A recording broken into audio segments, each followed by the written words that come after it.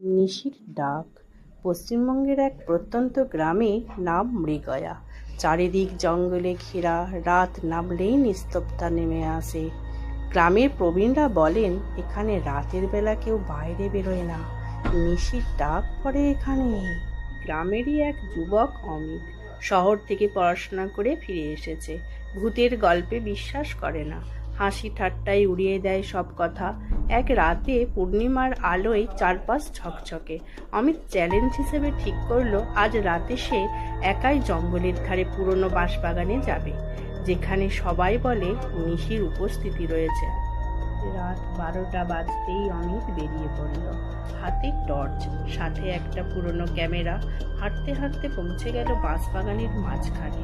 হঠাৎ বাতাস বন্ধ হয়ে গেল, চারপাশ নিস্তব্ধ। পেছন থেকে কে যেন ফিসফিস করে বলল, অমিত ফিরে যা। অমিত ঘুরে তাকালো, কেউ নেই। হঠাৎ ক্যামেরার ফ্ল্যাশ নিজে থেকেই একবার জ্বলে উঠল। চোখ মেলে সে যা দেখলো তা ভাষায় প্রকাশ করার মতো নয়।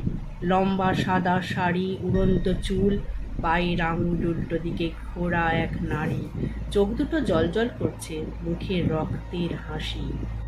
ডেকেছিস আমাকে? এসেছি। এরপর অমিতের আর হুঁশ ছিল না। পরদিন সকালে গ্রামবাসীরা তাকে বাঁশবাগানের পাশে অচেতন অবস্থায় খুঁজে পেল।